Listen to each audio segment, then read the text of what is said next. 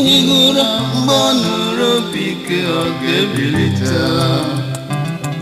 Anyị bụ ezinụlọ late Chief Benson Nwankwo Ozuike nke ọzọm ụmụnaga obi n'ofe ndị ụlọ nke dị n'Eziagụ Enugu steeti ji obi nwute wee na-ekwupụta ọnwụ nwunye anyị nne nakwa nne nna anyị late Mrs. Alice nwanyị bụ ụlọ Ozuike ni Uchendu. Mama anyị gbara 17 n'afọ 7 tupu ọ na mmụọ. Ogebili na-enwere onye kwere ekwe anwụ. Etu a ka emume akwamozu ya ga-esi gaa n'ụbọchị Wednesday a na-abịanụ ka a ga-anọ na be di ya wee mụọrịa anyị abalị ma ọ bụrụ na ọ kụrụ ekere anyị 8 nke abalị. Mọbabiri nwa mụrịara nwa doro anya na onye kwere nwere anya igwe. N'elekere anya 7 nke ụtụtụ ụbọchị Tọzdee abalị 5 nke ọnwa Nọvemba 2020 ka ozu mama ga-ahapụ Chika Mortuary dị na UGWUMBA maka ụka akwamozu bụ nke ga-adị na be di ya. Anyị bụ ndị otu Kraịst ga-esonyerezi ndị ụka Advent Anglican Church n'ofufe nru iji si mama jee nke ọma tupu anyị asị ya aja na araja. Nne, anyị ahụga gị n'anya ịmakwunu mana Kraịst hụrụ gị n'anya karịa. Mama jee nke ọma, anyị ga-ezutakwa ọzọ.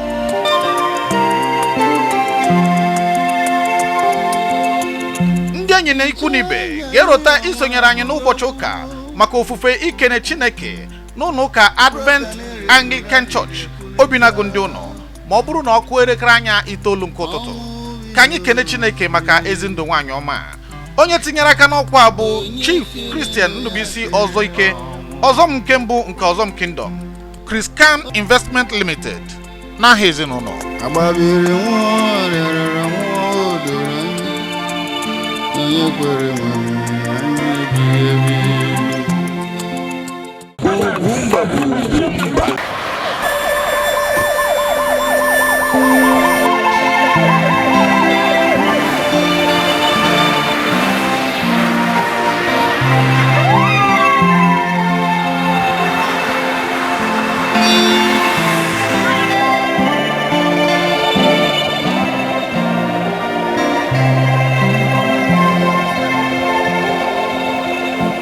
Onye kwere ekwe anwụghị anwụ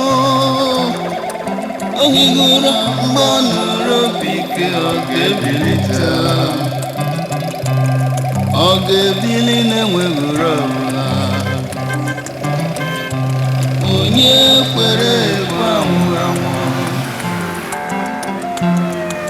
Onye kwere ekwe anwụghị anwụ mbonuro pike ogebilita. Ogebili na-enwere onye kwere ekwe anwụghị anwụ. Reverend Patti Obasi, okwu gị amaka, okwu gị bụ eziokwu maka na onye kwere ekwe anwụghị anwụ. Ya mere UGWUMBA TV na-ewetara unu n'ụbọchị tata enimozu nakwa akwamozu nke late Mrs. Alice nwanyị bụ ụlọ Ozuike ni Uchendu. Jack na-achị ụmụ agbara ọ na-ana mmụọ ka ọ gbachara 17 n'afọ 7. Ọ bụrụ na anyị sonyere ndị enyi ndị ikwu na ibe ụmụ ya ọdịna nwa na ụmụnne ya niile ndị ụmụnna niile wee na-asị ya bụ nwaanyị gaa nke ọma maka na o biri ezigbo ndụ n'ụwa. Ihe anyị na-emekwa n'ụwa bụ ka ọ bụrụ na ịdịcha ndụ n'ụwa ka ọ bụrụ na ị metara ihe ị bịara ọ ga-abụ ị na-ruo izi echi gị si ya na ihe ọ ziri gị mee na imere ọfụma. Ya mere Jack ụmụ agbara ọkụ nke ya anyụọ na onwe nwụsọwara n'ụbọchị tata anwe na-asị ya nne jee nke ọma biko sonyere anyị ka anyị gaa n'obodo Eziagụ. Iche anya mmiri ọnwa abụghị ọgwụgwụ mkpụrụ aka na-ereguru adịghị epulita. Ọnwụ ihe omeme onye kere ndụ ya kere ọnwụ. Onye si n'ọbụ ya karịrị ọnwụ ọ bụ na onye tara amoosu ọ ga-anwụrịrị. O nyere ọnwa adịghị n'ụwa n'ụwa ma onye kwere ekwe nwere olileanya.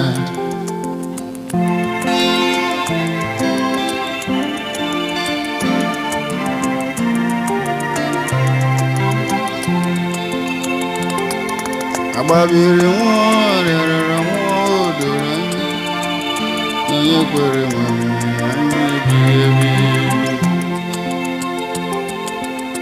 igwe niile gaje n'ụzọ doro anya mana onye kwere nwere anya ebighị ebi Jizọs ka nọ n'ime m ga-abụ olileanya bụ ute n'ọnwụ na-ebube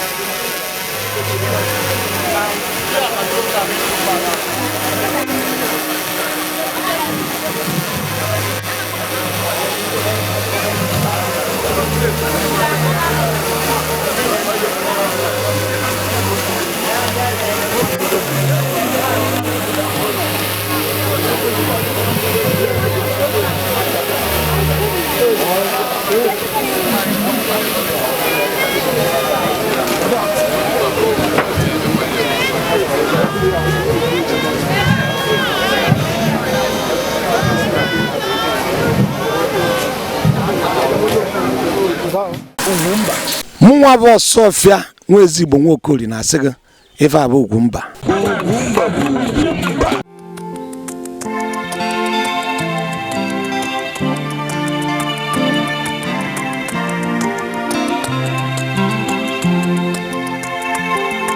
Mogabiri nwa morere nwa doro anya na onye kwere nwere anya igwe.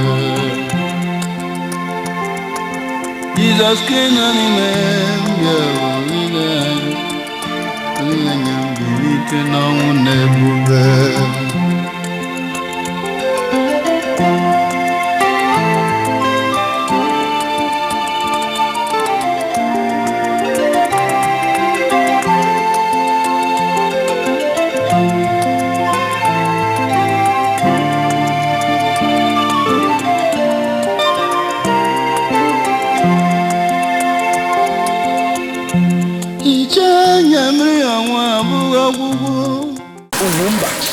yeah, I'm Peter Peace. What brought you here? All the way from IGBOM or tell us. Actually, I'm a staff. I work with APAM's Funeral Limited. APAM's Funeral. It seems that anywhere that everywhere that a well-to-do person is being buried, APAM is there. What makes the difference? APAM's, though we have a target market, we are to meet the need of some class of people, and that's why you always see us. But at the same time, as it is written on our price list, we have we still have for average class. But not for the poor. Because in Igbo we say also APAM is not for UGWUMBA. No, we meet even for the poor. For the poor. We have a package for that. Okay. So now, for how long have you been doing this? You personally? I've worked here for like 5 years. 5 years? Yes. Okay. Do you even cry when somebody dies? Oh, wow. Actually, like my MD, Kelvin Chukwumobi, always say, what really gave him the motive of coming into the business was, he was a pharmacist before, and then he noticed that when people are alive, people do run away from them. You can have a father, but once he dies, people tend to look for who will carry your father, who will carry my mother. So one day he sat down and thought about it, that why is it people are running away from the dead? So I should be able to go close to the dead. That was what brought about the idea of the business. I want to go close to the dead. Yeah. And since then he has been doing it and progressing. It means that the dead pays more than the living. Could that be so? No, what we're actually looking at is celebrating, like what you have on our signpost, is celebrating a life well spent. So yeah, we want to bury people at a good age. Okay. So we are not praying for people to die. Yeah, but definitely people will die. Definitely. And there's a business when somebody dies, especially in the East. How do you say the business? The business of... It's a lucrative one. It's a lucrative one. Though competitors are coming up. And it's like, the more people die, the more dead bodies. So we are trying to, the idea is just about making burial not something that will really make people to cry more, sorrow. We are trying to make it a little bit funny, to relieve the stress. That's what with the show and all that. Not all this morning, hardy depression and all that stress. So we are trying to make you see it, still have joy. I heard people used to have people, cry, people that will help me cry, help the I learned that, not anymore. Not anymore? Yeah. Why did you drop it? I don't actually know, but not anymore, not anymore. But on a personal note, do you cry? Have you ever cried seeing a dead body? Yes. Are we not human? I thought you have become so friendly with you. No, I cry. We feel the impact too. We are human. Okay, finally, we used to hear this story that some dead people used to be problematic. There was a video the other time that somebody refused to go to the grave and all that. Have you ever witnessed that? though I've heard, but I've not witnessed. So I think it's all about the mind. So your mind is strong, and you're not going to meet any stubborn. And Not if you meet any meeting- stubborn dead body, We'll still move the person. we'll still move the person by fire, by thunder. He has to go. Opurobios igwe jenga.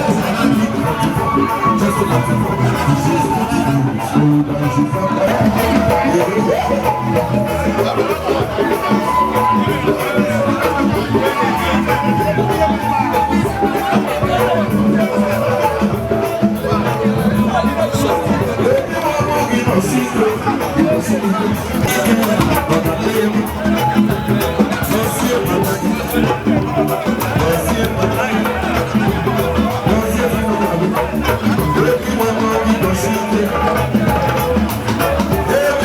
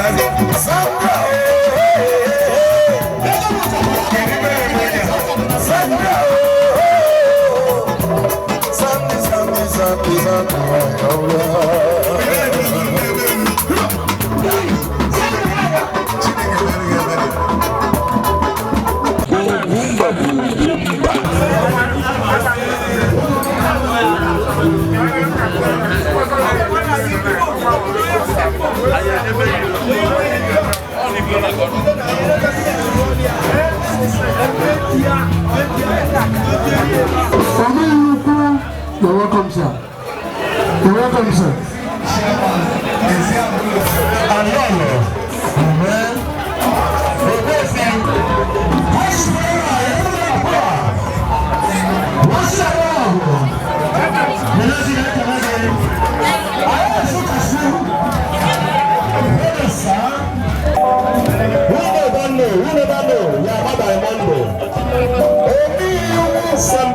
We are marching forward.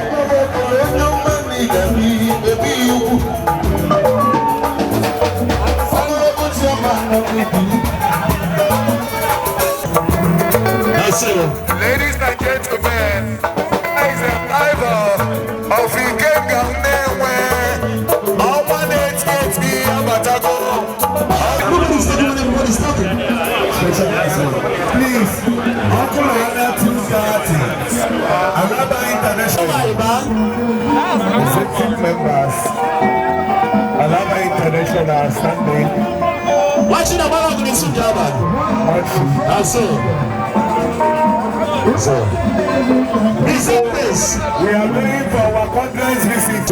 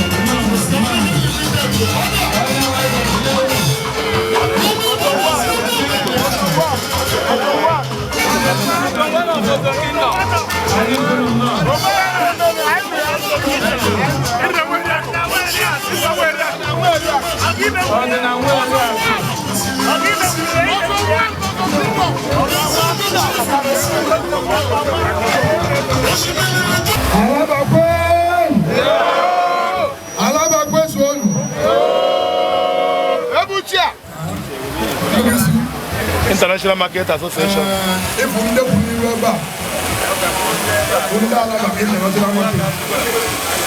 The executive member and the major stakeholder.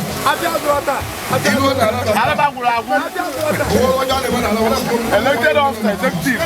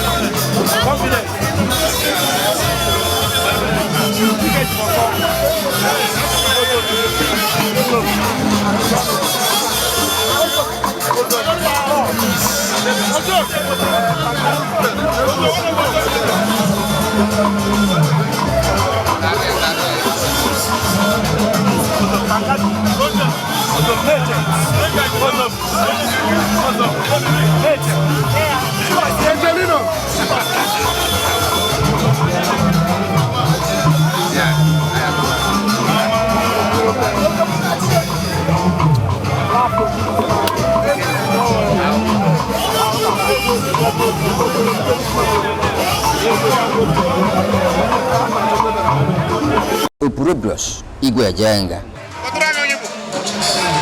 Apambo Ezani Celestine Umohabike and onye na-akwa nne ya taa bụ onye n'ime anyị nke m bụ Chairman Emeritus na Alaba International Market Association Electronics. Kedu ihe pụrụ iche mere Alaba ọzụkwata unu na-ejikwa aka bịa ebe a? Anyị nụrụ ka chairman na-ekwu okwu, ọ sị na ka onye si eme ka ekwesị akpa ya, etu onye si eme ka esi amazie. Ọzọ mbụ executive council member, ọ bụrụ founding father nke o ji abụ past chairman. Mana ị na-enye anyị kpọkwara past chairman 2-3 weeks ago. Alaba adịrị etu ebe anwa. So na ka onye si eme ka ekwesị akpa ya. Ọ mmadụ ọra ka ọ bụ, o nwere ebe a kpọrọ ife ọ dị apụta. na ọ na-apụta ihe ha ọ na-apụta pụta isi ike ma na odogwu na ọdike pụta so ọ ya mekwana na ihe niile a bụ ndị nwegoro one or two things ya na ha mekọrọ including association n'onwe ya that from mgbe my predecessor nọ mgbe mụ nwa chairman mgbe onye handed over nọ na kịta Sam Prince nọ he has been there for the market ịgba ọya ọ na-aza oku so ọ ya mere Alaba ji pụọ n'igwe ọ dịka ọ na-azụrụ afịa taa ihe niile ji mara Alaba nọ ebe a today na n'Eziagụ so ọ ka onye si eme ka ekwesị akpụ ya ihe anyị na-agwa ya na ọ ya ga-akwa mama ya ọ bụrụ mama ya ga-akwa ya eziokwu na onwere afọ na-adụ nwa ọ na-ezucha mana nke bụ eziokwu bụ na ihe kacha mkpa bụ ndụ onye biri ọ bụghị afọ na-adụ mana ihe anyị na-ekwu bụ na ha ebe na-akwa ka ndị enweghị olileanya ihe kacha mkpa bụ iweta udo na ịfụnanya na ezinụlọ ha udo achịa n'afọ a Jizọs. Ndị oge anyị ndị Oraifite anyị so na nnọọ. Thank you very much. Jenu nwayọ. Ndị Agụọba, unu pụta ndị oge anyị ndị Oraifite banye. Ọ ga-esi eme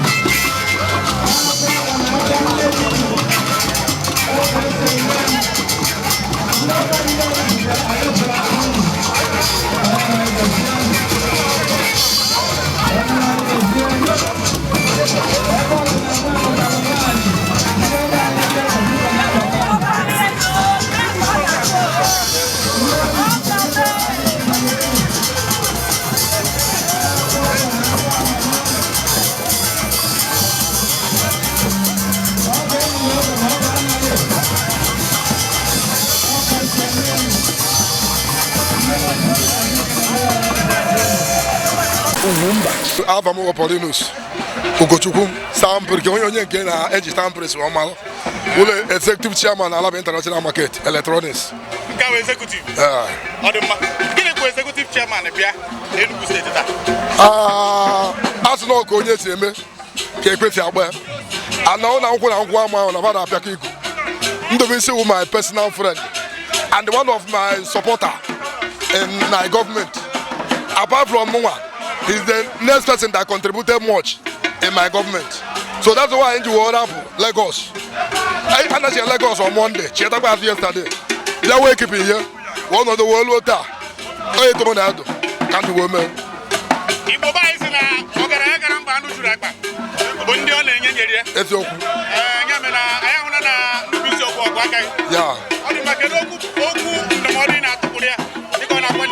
Okwu ndụmọdụ na-atụpụrụ ya ahụ na nyenwe ya akwa nne ọ ife ziri ezi ka a na-eme taa okwu na-atụpụrụ ya na etu ahụ o si eme ilu na alabata onwe nọ na alaba niile gwụrụ ọga niile gwụ alaba azụ ụmụ bọyị zụrụ mana alaba ọnwụrụ ọga nọ na alaba ọ na-etu ndụmọdụ si eme so ife nna ya otu ahụ o si eme ya kọntụrụ ọ na-eme and Chineke enyekwa grace ọ ya ejiwe ochikọta family ba niile ọnụ ka ba niile kwụrụ n'ofu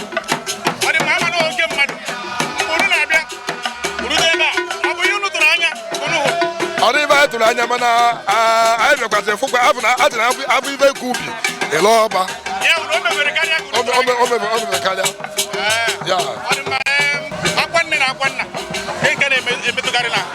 akwa nne maka na nne du so closer to nwa ya bụ nne ji ma nwoke ma nwaanyị ya nne du so closer to nwa ya bụ nwoke ụmụ nwoke dibezie ụmụ nwoke ahụ dị ma nne du so closer to nwa Opurobios Igwe Ajenga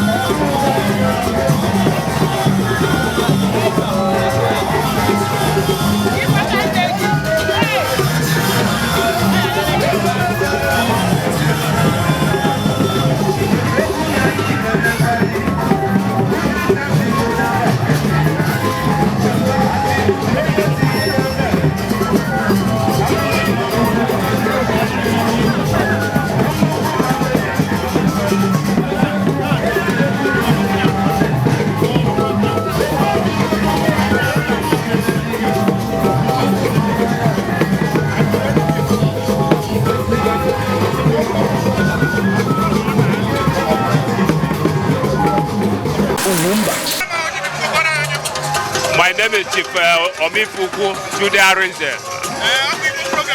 I'm from Amansiodo. I'm the Deputy Chairman of Zag Local Government Area. Today is a big day in the Zag Local Government Area because one of our daughter, our wife and our sister left us today. And we have given her the rightful burial, you know. And the worthy sons of Zag and daughters from her own womb decided to give her this privilege to stay here. People are here because this is our sister who have lost her and we are giving her the last respect.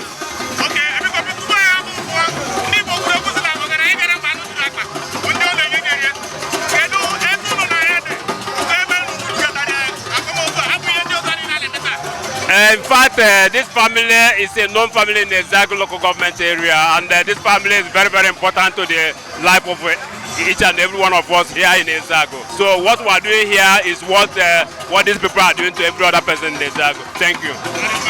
Thank you. That God will use this opportunity to bless each and everybody in this very family. Yeah, thank you.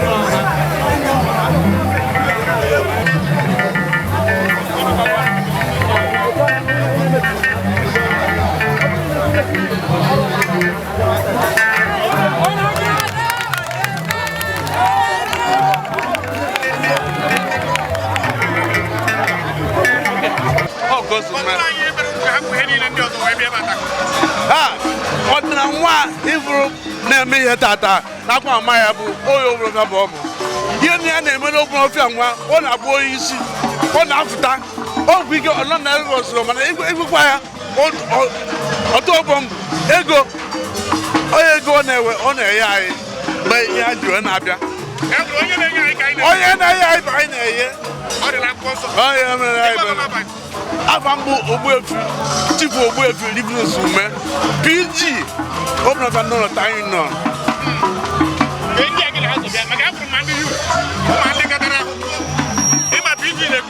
yes. The blast of them don't accuse all. I don't know by it. I work in the way an arrow. And I want some to border, and I was him. Or to talk a motion out of America. Gotta go. And the away here name, we have a so whether walk on her. Say, I went to aqua. I went to AGBARA. I went to accuse cake. I went to Canada. What now? Oisogo. Because such a one now, Otako Seme. What I could, if we are name, go to queer question, or to a boom. He wouldn't get an account. So, I was in there.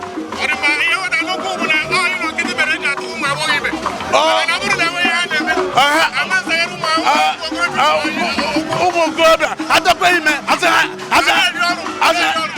to me.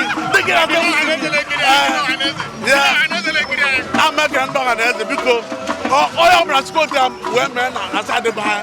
I wouldn't know and do that. I see me. Now the incoming PG. What I'm all. I don't want to call. I got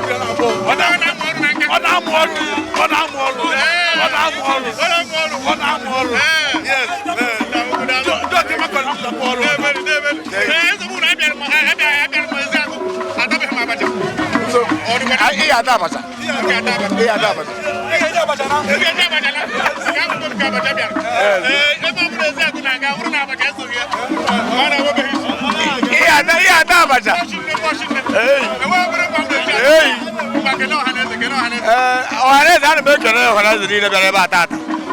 When I say what you have, can you and oh, hey, Maria. Oh, when I bet about that, if I had 1 night, okay, none near or we have called job and I could see. Upurebros, IGBOMOVIES.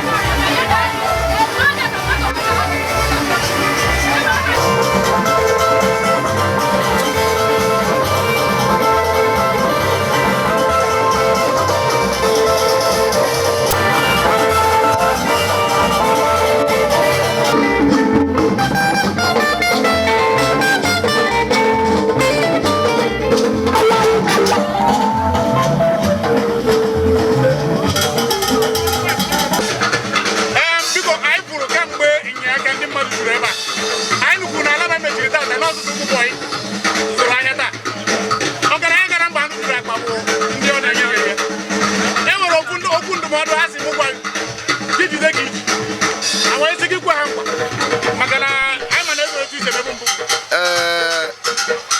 chukwu nwe ka o si wee ka onye ọbụla mụnwa bụ oles na m anụrụ na ife meghe nnu na ife meghe I must be there. Ana m anụ na isi almost every 2 weeks. Ana m abịa functions on weekly basis, you know. So I thank God all because of the way eme ka ndị fụrụ m n'anya so wee jupụtakwa benye m support na ọgwụgwọ nne m a both financially and otherwise. And ekpere m bụ na nkịta agaghị ebido mebe ihe because egwu adị atụ afọ oburu ụzọ egotago and na anyị ga na-emekwa ka anyị si eme enwelite ya eme ka anyị chiga azụ n'aha Jizọs. Amen. Ọ dị mma nne gị enyiri tata ma kwa ya taa enwetara okwu ihe ma ọ ịbụọ iji n'aka ya ịmụtara n'aka ya ma ọ bụ si n'ọbara fere n'ọbara ka ihe mere ndị mmadụ niile ji na-akụ ya nwaanyị ọma inene the brochure ị ga-afụ ebe dị maka ya ị ga-afụ my tribute. My mom taught us how to be self-independent. She taught us a lot of things in life, and even today, onye nwa bidoli na this family. Ana akpụ ya Jack na ebu ma agbala. I could remember my a lot of ụmụnwaanyị obodo anyị ma onye anụ ụlọ. Ọ kụziri ọrụ ahịa, ọ kụzisi alụ onye kwaghị ego wee bido. Ọ ebe eji akpụ ya Jack. And more believe na the thing there na agbolo. My grandmother the same thing kwa. So more no one dakwa funa ulu dị na chukwu and na ulu dị nyalo mmadụ ibe ga aka. Nwe bido kwa na eme the thing. The little we mmemme. So okuzila many things by ụmụ ya. All of us are hard working and they are self-independent. So ihe mụta na aka erika mana ka nkwụsịgoro ebe a. Ọ dị mma ọ na-abụ nwoke ma ọ bụ nwaanyị na etu a mgbe ụfọdụ arịrịa na-ebe ha na be mmụọ maka ndị ha hapụrụ. Ọ bụrụ na o si na mmụọ na-ebu anya kedu nkwa anyị na-ekwu maka ịchịkọta unu nwa ndị ọ hapụrụ na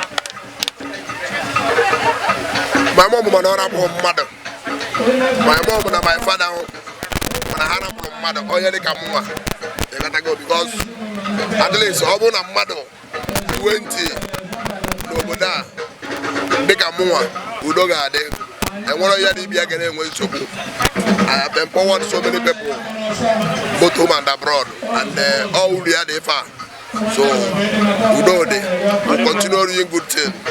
Mgbe anyị ga-ahapụ biko kene ọhaneze maka anyị mana ndị bịara ebe a ka mana jiri ohere a kene eji m ohere wee na-ekenekwa ọhaneze bịara ebe a ndị si ebe dị iche iche wee ruo onwefe ụka isi ka abịa nọnyere anyị n'ụbọchị nke taata.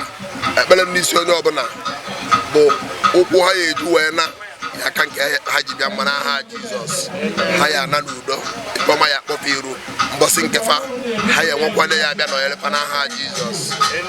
Thank you.